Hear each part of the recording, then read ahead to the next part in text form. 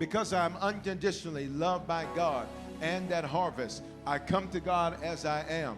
But through today's life-giving message, I won't stay as I am. This is my banner year, which is my best year yet. In Jesus' name, amen. Remain standing for just a moment as we look at this scripture. We're in our series, Evolutionaries, and that's who you are. Say, that's who I am.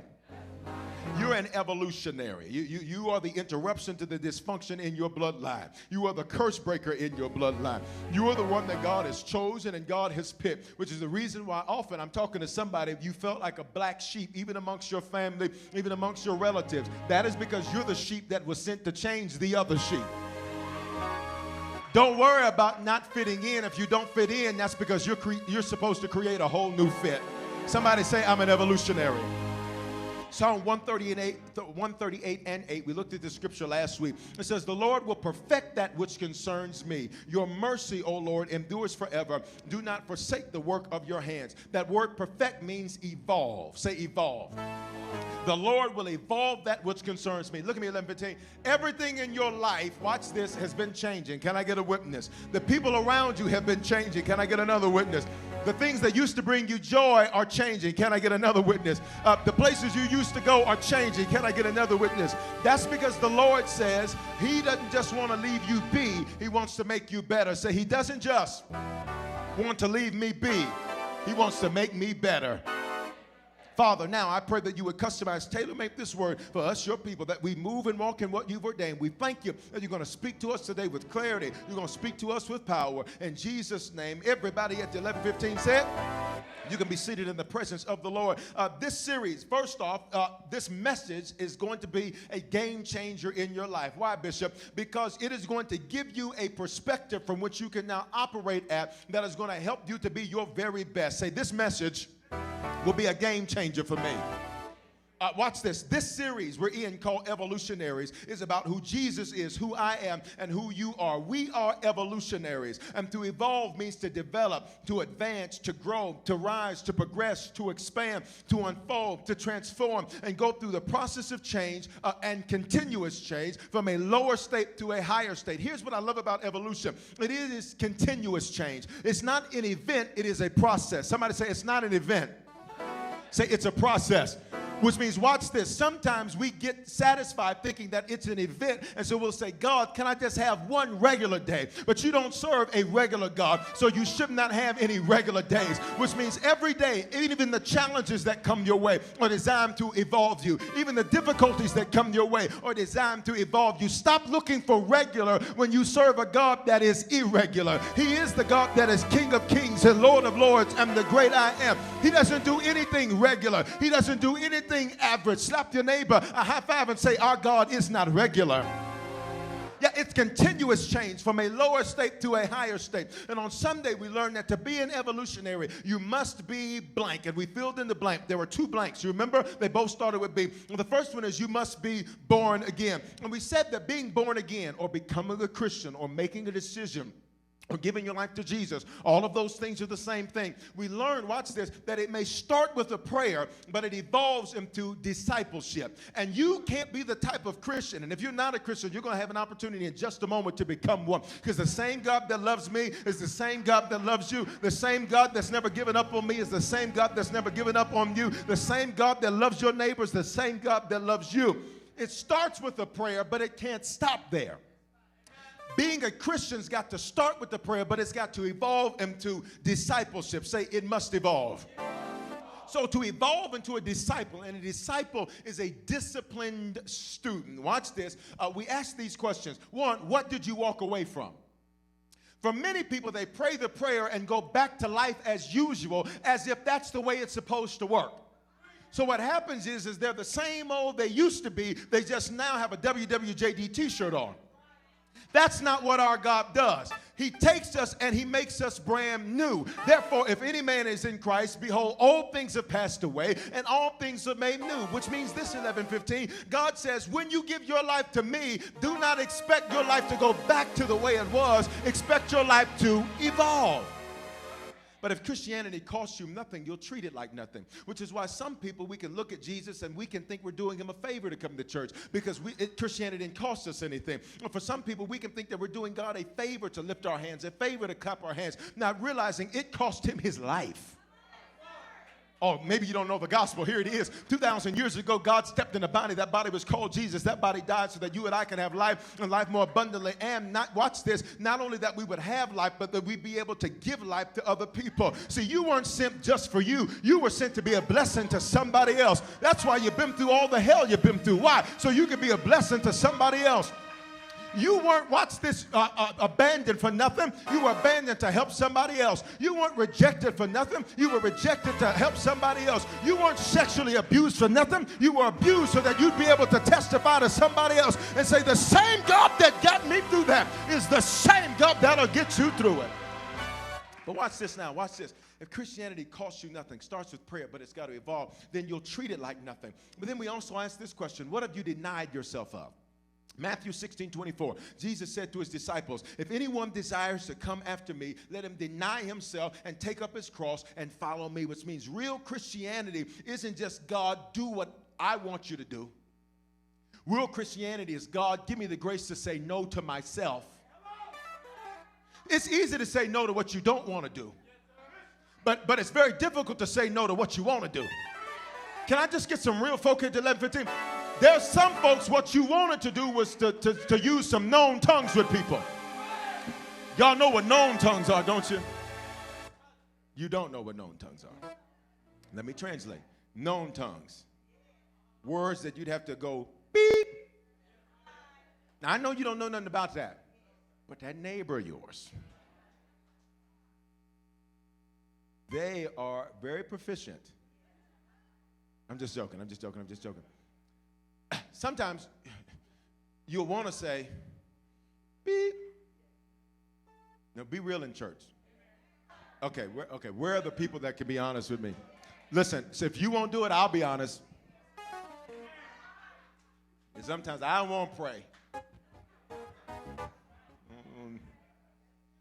What do you say no to yourself?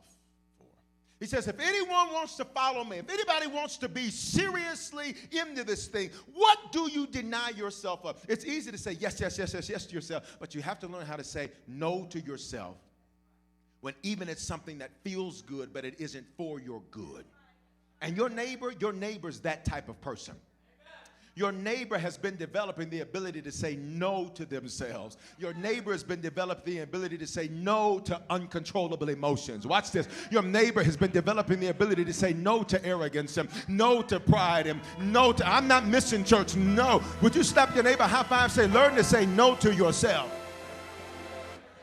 So the first one was you must be born again. Here was the second one, you must be broken. And that's why Psalm 138 and it says that the Lord will perfect or evolve that which concerns me. See, you and I, we've been molded to think and act like we do because of the nouns, people, places, things, and ideas that we've been exposed to. But we all must evolve because, hear me, 11:15, God's in the business of making things better, not leaving them be. Many times, have you ever started a project and you were like, oh God, I should have just left that be? You ever thought cleaning your house was going to take 20 minutes?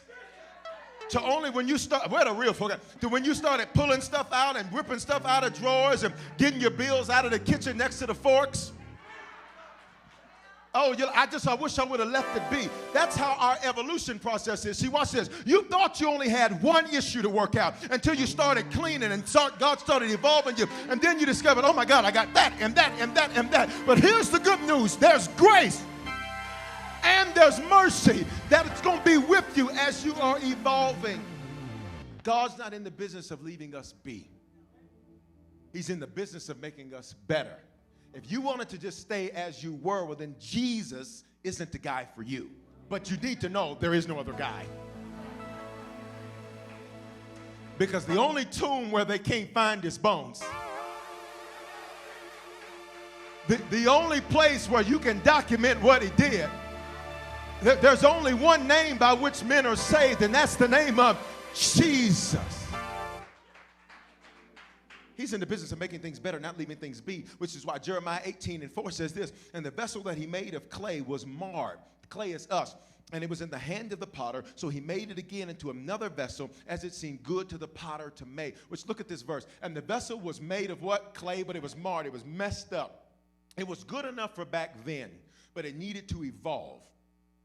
And it was in the hand of the potter. God's the potter. So he made it what? Again into another vessel, as it seemed good to the potter to make. Just leave the verse up for a moment. Several things I want you to see here. First off is notice whose hand is it in? The potter. Okay? Which means you think you're in control, but you're not in control.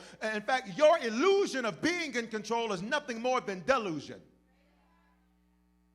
Got it? Touch your neighbor and say, you're not in control. See, to be in control of you, that would mean you would have to have paid the price for you. But since Jesus paid the price for you and I 2,000 years ago, that means then he's in control. And the vessel that he made of clay was marred. So it was in the hand of the potter. So he made it what? Again. To make it again means that it would have had to have already been made. So the only way to make it again is you have to break what it was so you can make it into something new. And I think I got some witnesses. That's what's been happening in your life. You are being broken, and he's making you into something new. Somebody say he breaks in order to make. So check this out. Check this out. So to make you new, 11:15, he breaks the old you. He breaks the old you. And watch this. Here's how he does it. Job 16:14. Now, if this is happening in your life, this would be a good place. Maybe you're not a clapper. Maybe you're not a shouter. Maybe you're just a person that sits and receives the word in a very pedagogical, cerebral pedagogical. That means scholastic. Okay? And maybe you're just very cerebral. I get it. I get it. Maybe, okay. But this would be the one time in the message where it's totally okay to drop all of that and be like, ha! Or some other loud, exuberant expression. Got it? Because here's how he breaks us to make us. Say, he breaks me to make me. Here it is, Job 16:14. He breaks me with wound upon wound.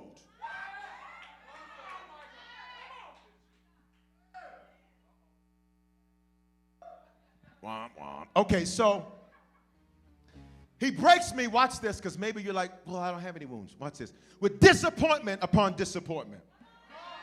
With Judas after Judas. With bad relationship after bad relationship. Bad friendship after bad friendship. Lost car after lost car. Lost house after lost. You got something that keeps on happening, and it's over and over and over. And Job says he breaks me that way. But he's not breaking me to beat me down. He's breaking me to build me up. Job says he breaks me with wound upon wound. Somebody say wound upon wound. Here's the trip about God's breaking process. Is number one, you cannot avoid it. Here's the other thing about his breaking process. Is it doesn't stop until he's done. Let me prove it to you. You ever thought you were at the end of something? And to only wake up the next day and be like, ah! Maybe you didn't say what I just said, but you ever thought, oh, God, that was then and this is now. I'm stepping out of the past into the future. To only have stepped into the future and it's like, hey, I'm still here. God says, it's wound upon wound. Frustration upon frustration, issue upon issue, drama after drama, failure after failure, disappointment after disappointment. He says, I keep doing it. Stay with me. He says, I keep doing it until your will breaks. And then look at this next part of the verse. He runs at me like a warrior. It means God says, you think you're running from me? Because how many of us, we thought we were running from God at some point? Lord, I'm not going to church. I'm not doing this. I'm not doing that. Lord, I'm not doing none of that. God says, oh, you're not? God says, you must not know about me. I'm a warrior. I will come find you in the club. I'll find you at the bar. I'll find you at your ex's house. Wherever you at, I will find. I'm running at you like a warrior because I've invested too much into you to lose it. So he breaks the old you to make you new. But here's how you are able to make it through that breaking process. Say discipline. Say it again. Say discipline. See, discipline, church, is how we win. And discipline, first point of the message, must be developed. See, it's in that breaking process that we develop the discipline to win. I want you to see this in the life of another man. His name was Jeremiah when he was being broken. So Job talks about his breaking process. Jeremiah talks about his breaking process. And here's the good news. We all have a breaking process because anything that God breaks, he's preparing to bless. And to bless means to empower, to prosper, to do well, and to be made whole. Which means God says, watch this, if I'm not breaking, I'm not about to bless. But if there's a breaking going on in your life, that's a good place to give him a shout, because that means there's blessing coming your way. But watch Jeremiah's experience. Jeremiah says this. He says, woe is me for my hurt. My wound is severe. Well, what did we just learn happens with the wounds? Who uses those? God does. To do what? Break us. So what's going on to Jeremiah? He's being broken. God has to break him in order to make him. And notice what he says. Woe is me for my hurt. So Jeremiah starts out. Jeremiah has this name. He has a nickname. He's called the weeping prophet. Prophet means man of God. Weeping means cries a lot. He's a man of God that cries a lot. Could you imagine coming to church every week? Morning, everyone. Where's my... And you think, oh, it's real deep because of worship. Someone just said something really bad about me.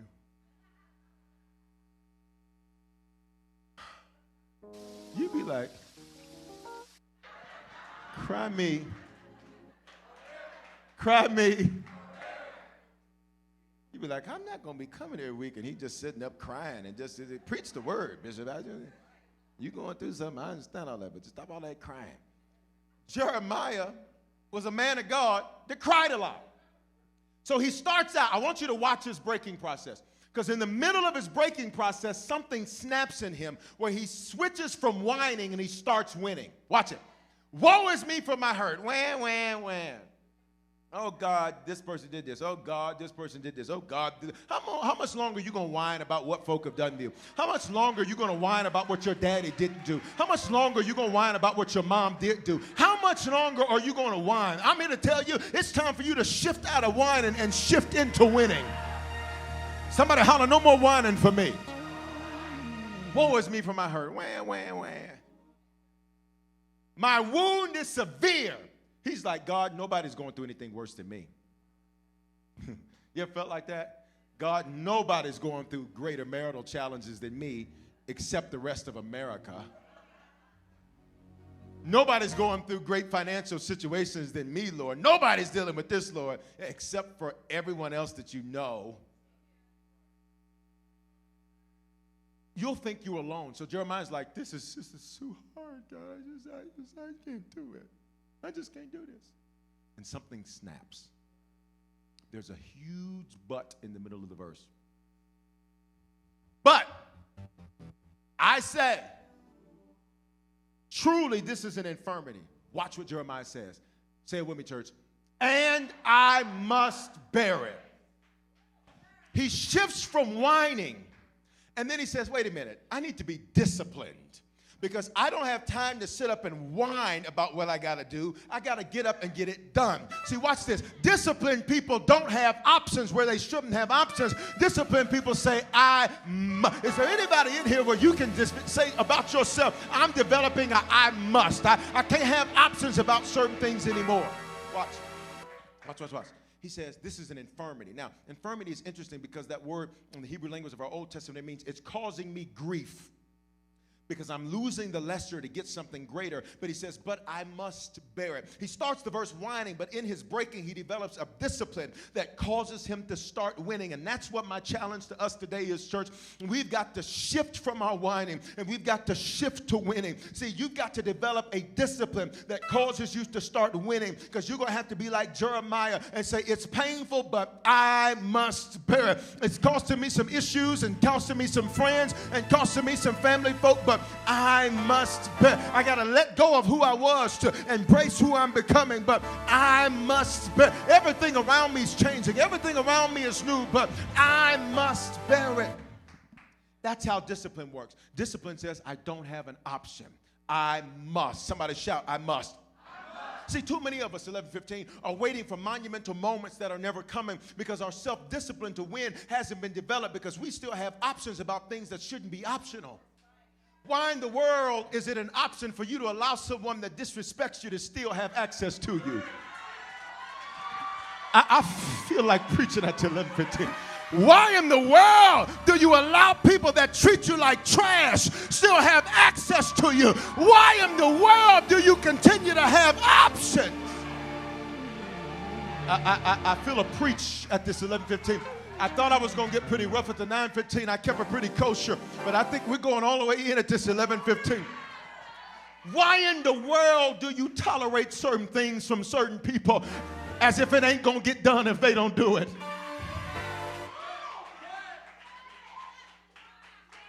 See, when you have discipline, here's what you say: I must. So either you do it with me or get the heck out of my way because I'm going with the goers. Is there anybody at this 11:15 that'll say, I got my I must today, and if you ain't going with me, get the heck out of my... Yeah! Too many of us are waiting on monumental moments, waiting on God to have breakthrough. And God says, I'm waiting on you to have discipline. I'm waiting on God to be debt-free. God's like, I'm waiting on you to have discipline. I'm waiting on God for great friends. God says, I'm waiting on you to have discipline. You let anybody in. I'm expecting God to do great things in my marriage. I'm waiting on you to have discipline. Y'all don't even talk anymore.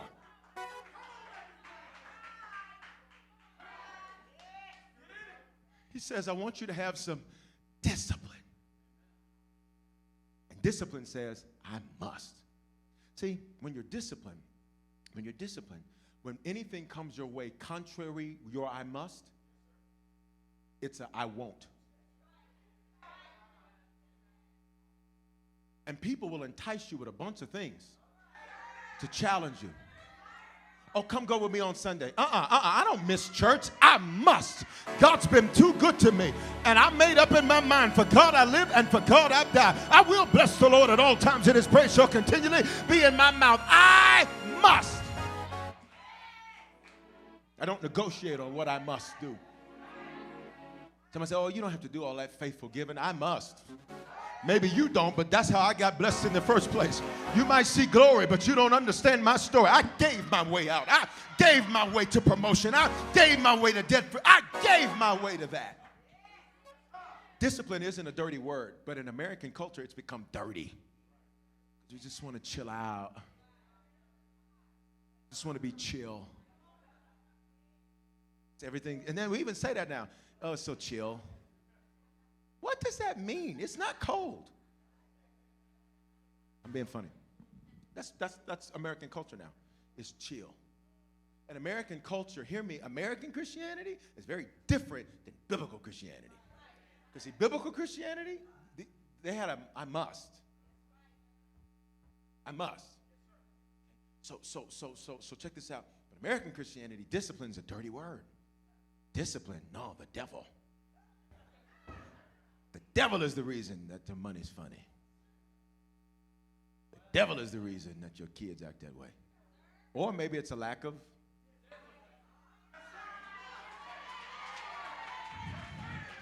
Amen, lights. The devil is the reason that you got those emotional issues. Or you don't discipline. Or you don't discipline. I was telling someone my testimony, a part of my testimony the other day, and they said, Bishop, how did you get through all of that? And I said, you know what? I was so focused on the future, if it was painful, I didn't have time to deal with it. I said, so to be honest, I don't even remember if it was painful or not. I said, all I know is I didn't have a choice. I must. And your neighbor's that type of person. I must. We've all had failures. We all have mistakes. But from this day forward, I think there's a few people at this 11:15 that will say, I must. See, discipline isn't a dirty word. It's a word that those that dominate love, because discipline, hear me, church, is how we win. Which brings us to the second point of the message. Discipline is how we win. Now, let's look at this with the Apostle Paul. Apostle Paul has a very interesting life because he starts out very arrogant. He was a know-nothing, know-it-all.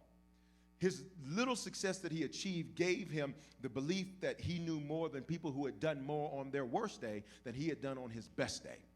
So Paul, when he is converted to Christianity, he comes as this very arrogant guy. So he talks about the other apostles, the sent ones. He talks about them and says, these guys, they seemed like pillars of the faith.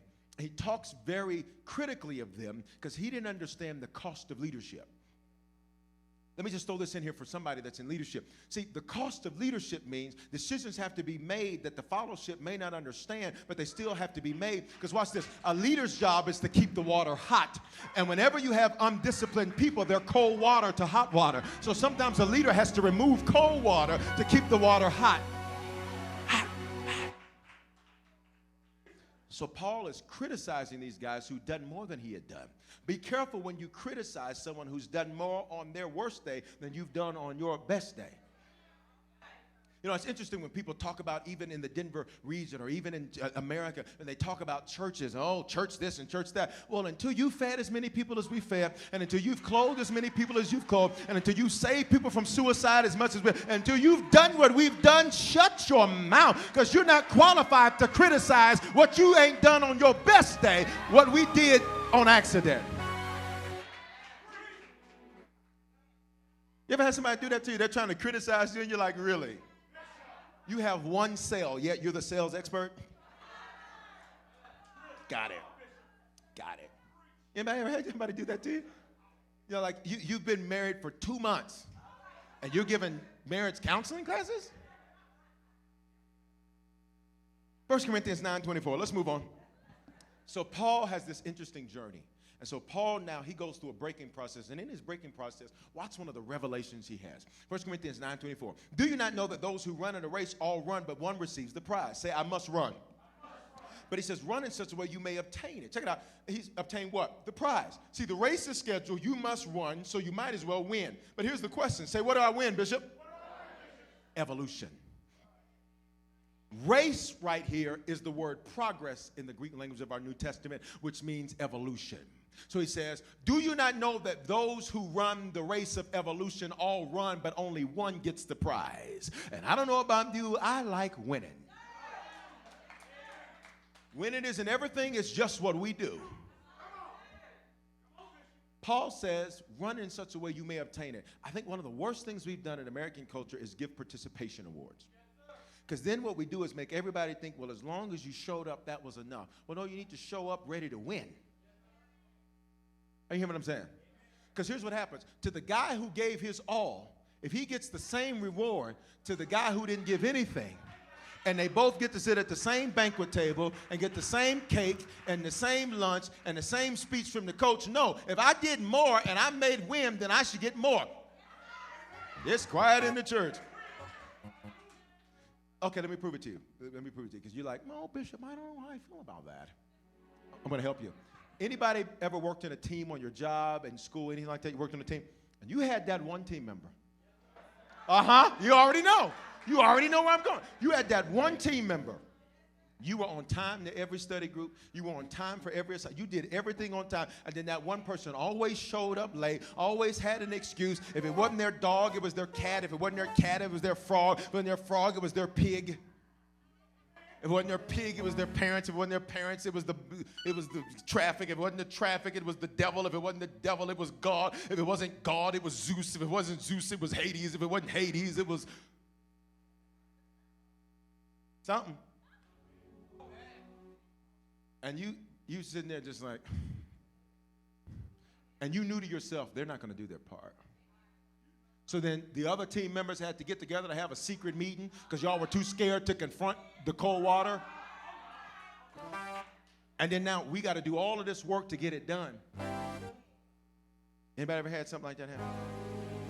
And they didn't do their part, so then now everybody else can do their part. We've all had that happen. See, that's what Paul is saying here. Paul says, run the race to win. Say, I plan to win.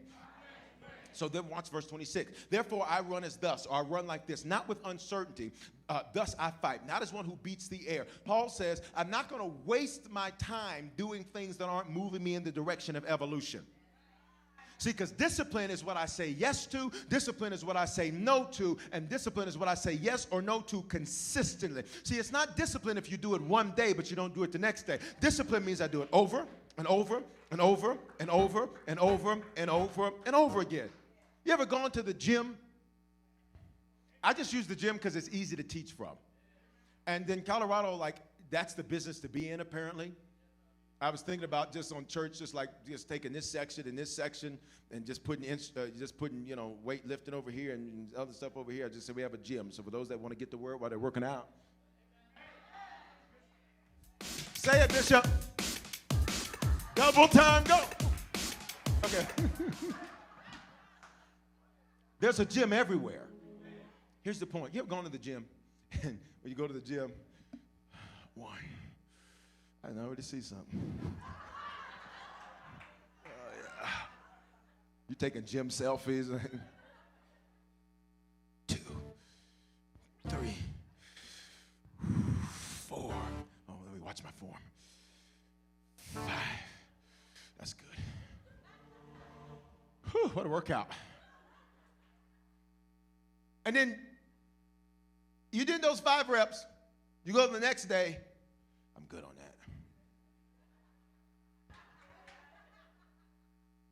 Now you're over here messing with something else.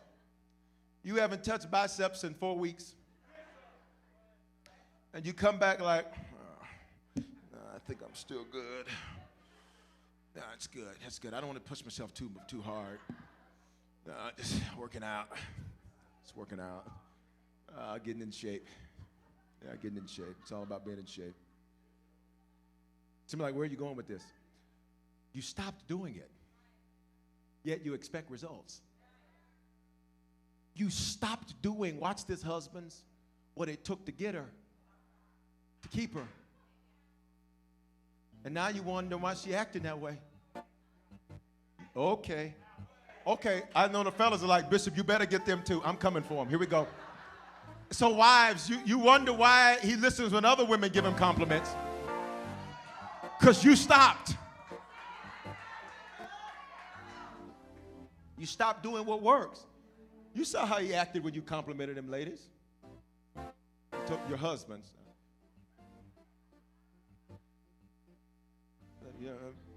Maybe you showed looking strong. Am I?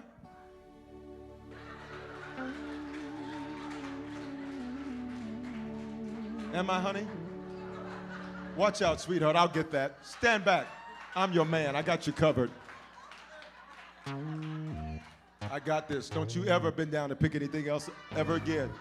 I don't care if I'm at work. You text me and I will come to where you are to come pick up the receipt off the floor. Watch this. Whenever you feed something, it grows.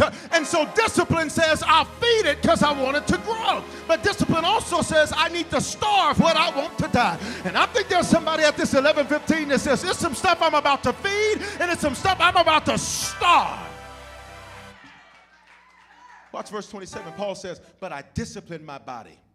And I bring it into subjection, lest when I preach to others, I should be disqualified. Paul says, I don't want to be a fake. I don't want to be a phony. I'm the real thing. So Paul says, I don't want to preach it to you, but not do it myself. So he says, I discipline my body. And discipline means I lead it. I bring it along. I bring it into subjection to be fully compliant to the will of a master. My body, you know what that means? My senses. Paul says, I am the master of my senses. They don't master me. But can we be honest? For most of us, we're mastered by our senses. And to be an evolutionary, you got to reverse it. Reverse! You have all the good sound effects at the 11:15. You don't give me nothing at the 9:15, but no, I know. I'm giving a hard time. That's great. But that is really cool. We'll do that for offering. Is that the cha-cha? Reverse. Okay. All right, cool. So for those of you who want to dance after church, we got something for you. Touch your neighbor and say, you can have fun in church. If you grew up in church, you thought you're just supposed to go and be tortured for an hour and a half. That's not how we do it here. Aren't you glad that you can come into a place where there's life? You can be yourself. You can be free. You can be you. You can be everything God's ordained for you to be. Watch this though. Paul says, I'm the master of my senses.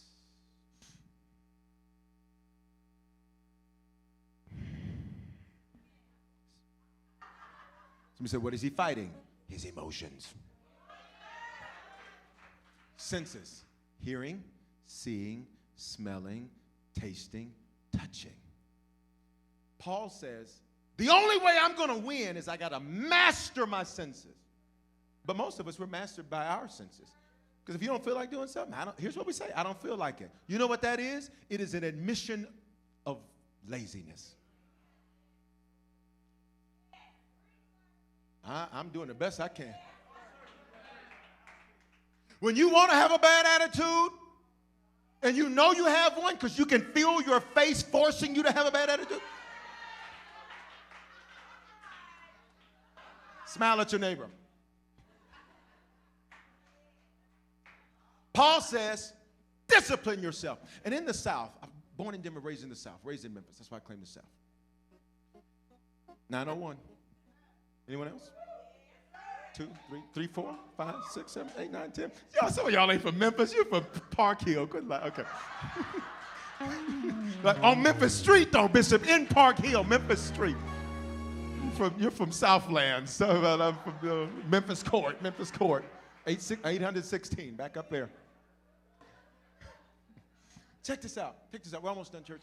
Check this out. In the South, in Denver, we have different types of discipline. We have timeout. We have phone in the cup on the table. Okay. We have no dessert after dinner. In the South, we had another type of discipline. What was that, Bishop? It was the nearest object that your parent could find at that time. And so depending on what room y'all were in, they might take a keyboard cord and say, come here, move your hand. Didn't I tell you not to do it? Move your hand. I'm going to give you something to cry about. Move. And if it wasn't a keyboard cord, the nearest bottle, the nearest iron cord, the nearest cast iron skillet, the nearest purple comb. That's why I hate purple combs today.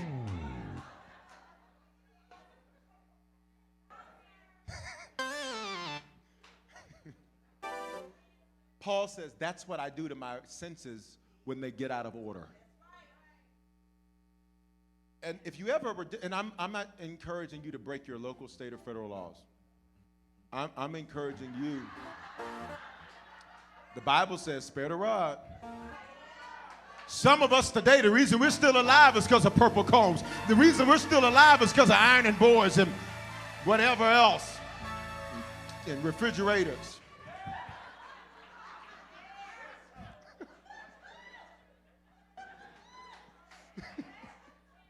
Praise the Lord Jesus. Amen. Okay, I got to preach.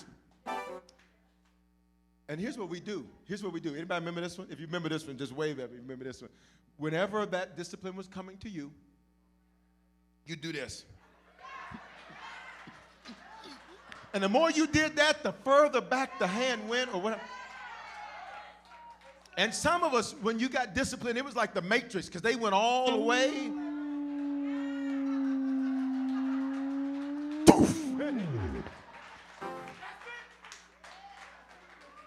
But I bet you whatever you did for that to happen, you never did again. You were like Jesus, and from that day, he became subject. That's what Paul says he does. See, watch this. Discipline is developed when you say yes or no to consistently for the right reasons. Yes or no to what, Bishop? Nouns, people, places, things, and ideas. So check it out. We're almost done. See, Paul says I bring it into subjection. So that means you got to look at what you're looking at. The music you listen to, television, internet, social media, news, magazines, video games, friends, family with personal opinions that aren't biblical. See, we have too much of us that's not under subjection because we think we have options. But we have to be, like Jeremiah said, we must say, I must. I don't have options about certain things. I don't have options about coming to church. I don't have options about faithfully giving. I don't have options about serving. I don't have options about putting God first. And when I make a mistake, I don't have an option to stay down there. When I fail, I don't have an option to stay on the ground. I'm talking to somebody today at this experience. You've had some failures. You made some mistakes. And for the last couple of weeks, the last few months, you've just been wallowing like Jeremiah. Well, today I came to speak you up out of your whining and speak you into your winning. Somebody holler, I must Shout it again, I must. You got to bring it under subjection, which means you're going to do what I say. Because I said to. Because I said so. When your emotions try to get you to act wild, I said so. Well, I just want to have a crying moment. You are a grown man. You are a grown woman. If you're going to shed tears, they better have a purpose. Bishop, what do you mean? Let those tears push you into purpose. Let those tears make you say, you know what? Watch me get better. Can I be honest with you? Some of the greatest evolutions that have come in my life have came on the heels of disappointment, failure, wounds, etc. And I chose to take that energy and do something with it. And I said, I must. Oh, I'm like MC Hammer. You think this is going to make me quit? You think this is going to make me give up? Oh, hammer time, baby. I'm too legit to quit. Hey, hey. I ain't going to do the dance. I ain't going to do the dance. But I got the slippery shoes on there. I could do it, but. Which brings me to my final point. Discipline determines your destination. See, watch this. Your disciplines actually determine your destination. And the antonym or the opposite of discipline is laziness. It means to stop, to be idle, to be inactive, to be underactive, sluggish, or to stop doing what works. And you'll start losing when you get lazy and we drift into the wrong direction when we lack discipline. I've noticed one consistent reason that people who start out winning that I've mentored or spiritually followed or hired or unhired, believed in or stopped believing in, and that's that they lacked the discipline to win when winning stopped being easy.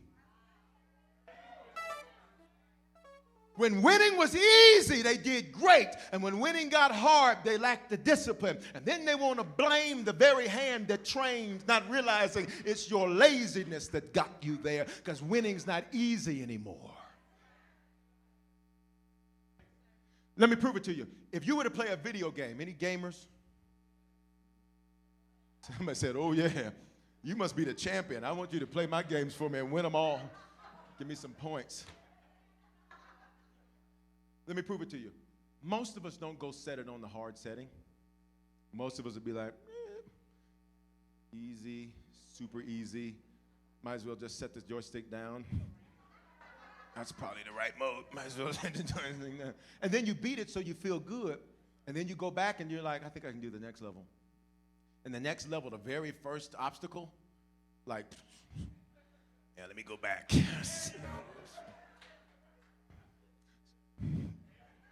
Anybody? Because when winning is easy, it's easy to be disciplined. When winning gets harder, that's when real discipline has to come out. And your neighbor, they're the type of person. See, when you face obstacles in your marriage, obstacles with friends, obstacles with family, obstacles with relatives, there are going to be certain battles that are easy. There are going to be some that are hard. And that's when discipline is going to matter the most.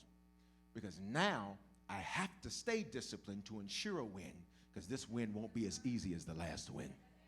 Can I get a witness in the church? So watch this. Watch this.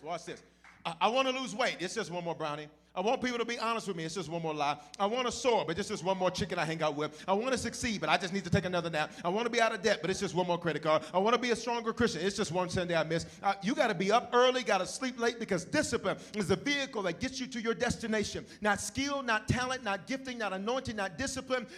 Discipline, is the vehicle of the kingdom. So here's my question. What are you driving? What are you driving? Because if you're not driving discipline, you're driving the opposite, which is lazy. And I know this might be tough, but it should really challenge us all to be better. That's what God does. There's certain areas of our life we've gotten lazy. Let's just tell the truth. There's certain areas where it's just like you can see the decline. You ever looked at somebody and you can see the decline? You're like, wow, when you started out, you said, who bewitched you?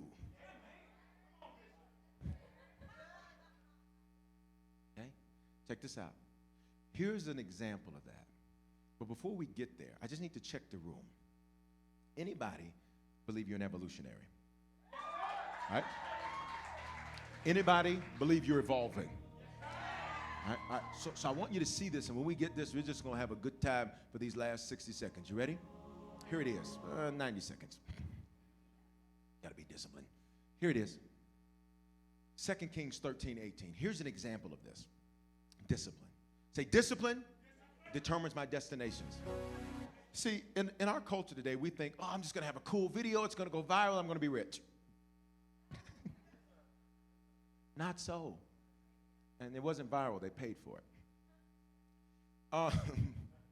Just so you know. But here's the point. We sometimes look for the microwave way. Do I really want to boil the potatoes? Can I just put them in the microwave? Do I really want hard-boiled eggs in my tuna? Or do I just want the tuna? Because the eggs are going to delay me 20 minutes. And I'm hungry now, post-fast. Post-fast. Because some of you are like, oh, we can have tuna on the fast. No. I'm just using this as an example. Here it is. Say discipline. See, this is how you actually get to where you're going. Then he said, take the arrows, and he took them. And he said to the king of Israel, this is Elisha, the man of God, speaking to the king of Israel, strike the ground. So he struck the ground 3 times, and he stopped. Say, he struck the ground 3 times, then he stopped. What did Elisha tell him to do, though? He said, what? Strike the ground. So what does that mean? Keep striking until I say stop. That's how discipline works. It's not, well, I did it 2 times and it didn't work. No, you have to keep doing it. Keep striking. You have to keep striking. What if Jesus would have given up the first person that didn't want to hear what he had to say? You and I wouldn't have life today, but he kept, even when it was painful. And I bet somebody looked at him and said, why are you still striking? Why are you still doing that? Oh, man, I'm tired.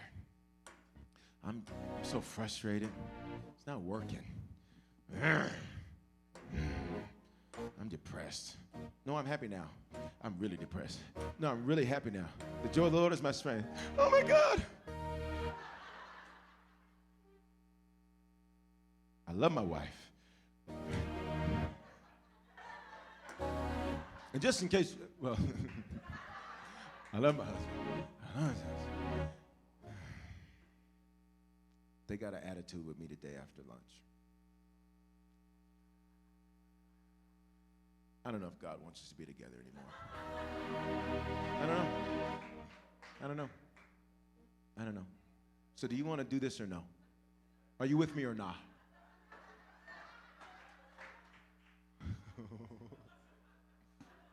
Keep on striking.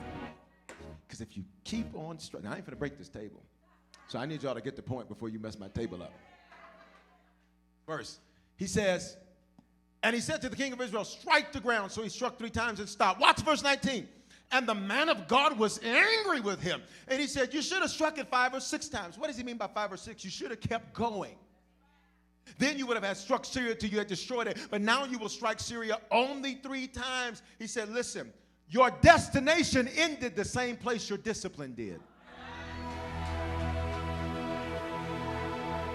Your destination ends the same place that your discipline does. See, had you kept striking, you would have made it all the way. But the reason you always come up short is because your discipline comes up short. But I just believe there's somebody at this 11:15 a.m. worship experience that says, I'm going all the way this time. Can I just get a holler? Can I get a shout? Can I get a wave? Can I get a clap? Somebody says, I'm going all the way. Holler, I must. I must stop the message now because I'm out of time. Your winning ends where your discipline ends. How many of us today, we got some areas we got to go get some discipline back? We all do. That's all of us. It's all of us. And if your neighbor didn't raise their hand, then